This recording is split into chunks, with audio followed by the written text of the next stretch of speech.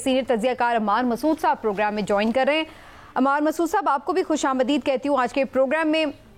वैसे तो हमने इसके ऊपर जलसे के ऊपर अभी पहले बात की है कि ओवरऑल इसका क्या इम्पैक्ट था या क्या था, लेकिन अफसोस की बात यह है कि बाद में इसके अंदर भी हमें कशीदगी देखने को मिली। पुलिस की जानिब से शेलिंग हुई, कारकुनों की जानिब से पथराव हुआ और एक ओवरऑल अजीब सी सूरत हाल बन गई। जाहिर है कि लॉ एंड ऑर्डर की सिचुएशन ख़राब हो रही थी। तो आपको क्या नज़र आता है अमार मसूद साहब, जो आज का पीटीआई का जलसा था वो किस हद तक आप समझते हैं कि अपना इम्पैक्ट क्रिएट करने में कामयाब हुआ? और दूसरा, ये जो शेलिंग वगैरह थी, इसकी कोई आपको जवाब समझ में आता है? मुझे थोड़ा सा आज जाहिर है मुख्तलिफ चैनलों पे यही बात हो रही है, तो मैं थोड़ा आपको तफसील से बताता हूँ आज इस्लामाबाद में क्या सिचुएशन है। मैं इस्लामाबाद में रहता हूँ और इस्लामाबाद में जो इम्पोर्टेंट एरियाज हैं जैसे सदर है, कमेटी चौक है, मरी रोड है और चट्टा बख्तावर है, चट्रियाल है। आपको ये मैं खबर बताऊंगा और आपको यकीनन हैरत होगी। सारा दिन यहाँ पे घूमते रहे, एक कारकुन आपको पीटीआई का नजर नहीं आया। कोई 10 गाड़ियों का काफिला, कोई झंडा उठा के मोटरसाइकिल पे लोग जाते हुए, ये इस्लामाबाद के अंदर के लोगों में का मैं आपको बता रहा हूं और मैं खुद चश्मदीद गवाह हूं। एक जिल्च, जीरो, नन, कोई बंदा मुझे ऐसा नहीं लग रहा है। आप यकीनन ये बात कहेंगे कि सारे रास्ते बंद थे, लेकिन बहरहाल मुख्तलिफ रास्ते खुले हुए भी थे। तो वहां नहीं, लोग तो जलसागाह की तरफ जा रहे थे ना, गलियों में वो क्यों घूम रहे होते? वो तो जलसागाह जा रहे थे और झंडे तो इसलिए नहीं उठाए थे लोगों ने कि लोग पकड़ रहे थे पुलिस वाले झंडों वालों को। घर से तो निकलना था ना, अगर वो दूसरे रास्ते पे भी जाना था तो घर से तो निकलना था। हुकूमत खौफजदा थी, ये बात बिल्कुल दुरुस्त है। हर तरफ से कंटेनर लगा के इस्लामाबाद को कंटेनरिस्तान बना दिया गया था और आने जाने के लिए बड़ी मुश्किलें थी। 41 शिकों का एक मुआहिदा किया, लेकिन किस वजह से हुकूमत खौफजदा थी? हुकूमत खौफजदा थी कि जो बातें पहले तय हुई है कि किसी किस्म की हंगामा हराई नहीं होगी, पुलिस पे पथराव नहीं होगा, सरकारी अमलाक का एहतराम किया जाए, उस वजह से, और ये जो बात करते हैं उसके बाद पलट जाते हैं। 9 मई का वाकया भी तो इसी तरह हुआ था ना, कि अचानक एक बात शुरू हुई थी और फिर आर्मी की तंसीबात पर हमला हुआ था, फिर शहदा की यादगारें नजरे आतिश की गई थी, फिर कोर कमांडर हाउस जलाया गया था। हुकूमत उसकी वजह से खौफजदा थी और उनके बस में होता तो वो 41 नहीं 141 शिकों का मुआहिदा करती। दूसरी बात ये हुई कि चूंकि मुल्क में ये हुकूमत बड़ी कमजोर है, इस तरह के बयान आज में जलसे में सुने, और ये मईशत भी बहुत कमजोर कर रहे हैं और मईशत इस वक्त सहारा नहीं उठा सकती, लिहाजा इस हुकूमत को चले जाना चाहिए। आप मुझे खुद बताइए कि 2011 से लेकर आज तक आपने टीवी पर हम सब ने यही मनाजर देखे हैं। पुलिस वालों पे पथराव, लॉन्ग मार्च, रोड ब्लॉक कर दी, सुप्रीम कोर्ट के रास्ते ब्लॉक कर दिए। साहब, ये भी तो देखिए ना कि पुलिस भी तो बिला एक वो पुरअमन जलसा कर रहे हैं, सुबह से वो निकले हुए थे, पहले क्यों नहीं उन्होंने पथराव किया? जब जलसागाह में वो मौजूद हैं, पुलिस आके वहां पे उनके ऊपर शेलिंग शुरू कर दे। जाहिर है एक क्राउड है, उसको निकलने में टाइम भी लग सकता है, तो एक आध घंटा ऊपर नीचे जलसों में होना ये कोई इतनी बड़ी बात नहीं है। कल भी एक जलसा हुआ है, वो भी अपने टाइम से ऊपर गया था, और भी हम देखते रहे हैं कहां पुलिस ने ऐसे आके शेलिंग की है, जो इनके साथ हमेशा ये लोग करते हैं। तो जाहिर है वो एक सारी सिचुएशन क्रिएट हो जाती है। तो ये भी तो, इस बात को भी तो देखना होगा ना कि पुलिस की तरफ से ऐसे रिएक्शन की जरूरत क्यों पेश आई? 1 घंटे बाद लोग खाली कर देते जलसागाह, क्या फर्क पड़ जाता? पुलिस के कितने एसएसपी सेफ सिटी अभी इस वक्त स्क्रीनों पे चल रहा है। एसएसपी सेफ सिटी जख्मी हुए, पुलिस के बहुत से एहलकार जख्मी हुए, उन्होंने अपने सर खुद तो नहीं फाड़ लिए ना, जलसागाह से पथराव हुआ है। और हर स्क्रीन पे इस वक्त आप देखें तो यही बात हो, जलसे में थोड़ी देर अगर हो जाती है कोई ऐसा मसला नहीं है, लेकिन अगर वो पुरअमन रहे तो उसमें कोई मतलब नहीं। जलसे में लोगों की तादाद के हवाले से भी आप पूछना चाहिए। जलसे में सबसे बड़ा काफिला आना था अली अमीन गंडापुर का। उन्होंने कभी उनकी गिरफ्तारी के वारंट जारी हुए, कभी कुछ हुआ, फिर पेशावर हाईकोर्ट से उनकी राहदारी जमानत हो गई। और वो उन्हें पता था कि जलसे का टाइम 7 बजे तक है, सबसे बड़ा काफिला, सबसे बड़ी बड़के और ये कंटेनर भी ला रहे हैं और वो क्रेनें भी ला रहे हैं, अली अमीन गंडापुर नहीं पहुंचे। अब आप 2 दिन पहले इमरान खान का जो साथियों से मुलाकात हुई, उस बयान को गौर से दोबारा पढ़िए, जिसमें उन्होंने कहा था कि अली अमीन गंडापुर से बेहतर आदमी कोई नहीं। सबको और शकील खान और आतिफ खान जो बड़े पुराने वर्कर हैं तहरीक, उनको साइडलाइन कर दिया अली अमीन, और वही अली अमीन गंडापुर नहीं पहुंचे। तो इसका मतलब है कि वो अगर नहीं पहुंचे तो इसमें इमरान खान की मर्जी और मंशा। इससे पहले भी जो जलसा कैंसिल हुआ, जिसमें आजम सवार की सुबह 7:30, उसको कैंसिल करने में भी इमरान मर्जी और मंशा। जलसा हुआ कि 20,000 लोग थे, 25 लोग थे, तो होना चाहिए जलसा। अमार साहब होनी चाहिए।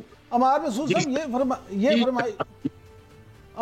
साहब ये फरमाइएगा कि ये तो बात आपकी सारी हमने मान ली, लेकिन मामला ये है कि पथराव जो हुआ और जो शेलिंग हुई उससे पहले ही, को 15 मिनट पहले ही जो डीसी इस्लामाबाद हैं उनकी तरफ से ट्विटर पे, एक्स पे भी एक जो है जारी किया गया कि जी आप फौरी तौर पे इसको 7 बजे तक था, आप इससे पहले बंद कर दें, ये कर दें वरना कानून हरकत में आएगा, ये सारी चीज़ें। हालांकि जलसा कभी भी इस तरह से हमने नहीं देखा कि कोई भी जलसा पूरे टाइम पे ख़त्म हो गया हो।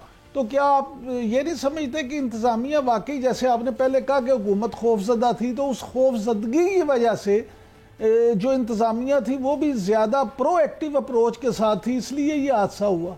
खौफजदगी की वजह इमरान याकूब साहब कुछ और है। खौफजदगी से ये थोड़ी है कि ये अगर 5-7 हज़ार लोग हैं, ये अंदर आ जाएंगे तो हुकूमत उलट जाएगी, कुछ और हो जाएगा, शहबाज शरीफ घर चल जाएंगे। ये नहीं है, ये नहीं हो सकती यार, ये बिल्कुल कॉमन सेंस की बात। इस खौफजदगी की वजह ये है कि ये अगर फिर GHQ पे चढ़ाई कर, ये फिर किसी कोर कमांडर के घर पे चलेगा, ये फिर किसी शहीद की यादगार को ठुड्डे मारते हुए नजर आए, तो फिर ये मनाजिर सारी दुनिया में जाए, सारी दुनिया में पाकिस्तान की बेइज्जती हो। तो हुकूमत उस सुबकी से, उस बेइज्जती से पाकिस्तान को बचाने की कोशिश कर रही है, एक्स्ट्रा कॉशियस है। ये मैं आपसे बिल्कुल इत्तेफाक कर रहा हूँ कि जितना एक जलसे के मौके पे कॉशियस हुआ, उससे 100 गुना ज्यादा कॉशियस। तो फिर हम क्या ये बस चलता वो 1000। तो अमार साहब हम क्या ये आज नतीजा हज कर लें कि आज के पथराव के बाद और इस हंगामे और आई के बाद मुस्तकबिल करीब में PTI को किसी भी जलसे की इजाजत नहीं मिलेगी?